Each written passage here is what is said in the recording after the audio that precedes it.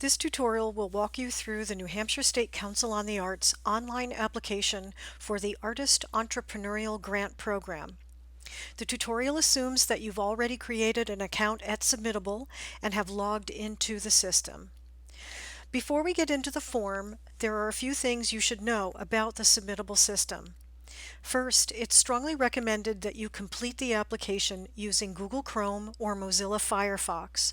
If you don't have either of these web browsers, they're easy to find with an internet search. Second, the Submittable system is very stable and will auto-save your application, but we recommend that you save your application manually every 15 minutes or so, just in case. There's a Save Draft button at the bottom of the application that you can scroll down to. Once you've saved your application, you can continue working on it or sign out. Your application will remain active for 21 days from your last login. This is important to remember because there are 4 deadlines for this program, and if you start an application in advance of the first deadline, but you don't get back to it within 21 days, it will disappear. So it's very important to remember that. And finally, saving your application isn't the same thing as submitting it. You'll need to click the Submit button at the end of the application for us to receive it. Because you're going to be attaching documents to the online application, it's always best to complete them and save them on your computer before you start the application. It's much easier this way. There are 6 parts to the online application, and I'll go through each one. Fields marked with asterisks are required, and the system won't let you submit your application if they aren't filled out. That's important to remember. So the first section, the applicant data section, is where you're going to enter your information. Most of this is pretty straightforward, but there are 2 areas I want to mention. The first is this codes area. These codes are required by our partner, the National Endowment for the Arts. You'll actually do this twice, once here for yourself and then once again for the opportunity. And so you want to choose the arts discipline, your primary arts discipline. There is a multidisciplinary, there's interdisciplinary, but choose the code for the primary work that you do. We also want to know where you are in your career based on how much of your annual income comes from your artistic practice. And so you will choose one of these options. And then we're asking for your race and your gender identity. You don't have to answer these questions, but you do have to put something in the box. So if you prefer not to answer the question, type that into the box or type NA or something like that.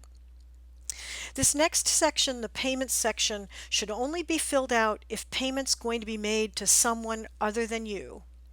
Don't have to fill it out otherwise. Now we come to the grant request information. This is where you're going to enter information about your opportunity. Enter all of the requested information and choose a code for the opportunities arts discipline. This might be a little bit different than your primary discipline, and if it is, you'll talk about that in your narrative. But this is where you put that information in. Section 4 is about a public component. Some opportunities include a public component like a performance, a talk, or an exhibition. Fill out this section if necessary, including all the demographic information. Answer the questions as best you can, and if you have questions about these questions, reach out to your grant coordinator. That person will be able to help you. Now we come to the big document upload section. This is where you're going to upload the required documents based on the guidelines, which you've read very carefully. And again, as I said earlier, have all of the required documents saved on your computer before you start the application. It will really help. Attaching documents to this application is just like attaching a document to an email or uploading a photo to Facebook. You're going to click Choose Files. A little window will open on your computer. You're going to choose the appropriate file, click Open, and it will upload and attach to your document. And I just want to say a little note about files. We prefer files in PDF format because there's no way that they can be inadvertently edited. All word processing programs have an easy Save as PDF option, and spreadsheets can be saved as PDFs using the program's print dialog. We actually have a video tutorial about that on the grant webpage. So if you don't know how to save a spreadsheet as a PDF, watch that little video. It's actually quite simple. So you're going to upload all of the required materials here: budget form, documentation of your opportunity, your resume, any work samples. And we do prefer, if you're uploading work samples here, we actually prefer that you link to your portfolio or your Creative Ground profile instead of uploading samples here. But if you do upload work samples here, we prefer that you zip those files up into one zip file. There are some tutorial links on our web page here, and so if you don't know how to zip up files, you can find out how to do that very simply there.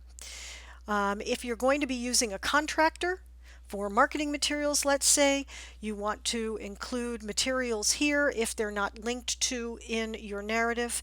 And then finally, we come to the last section of the application, which is the certification. This is your online signature, your electronic signature. You're going to click Agree, type in your name, and then you'll be ready to submit. So you've completed everything in the application, you've attached all of your documents. Now you click the Submit button. When you do that, the application will be submitted. You should receive an email confirmation. If the system doesn't let you submit the application, you probably haven't answered all of the required questions, and you'll need to scroll up and find out what you missed. If for some reason you accidentally submit your application before you're really ready, please contact your grant coordinator. That person will be able to help you. So that's it. Please let us know if you have questions. We look forward to seeing your application. Thanks.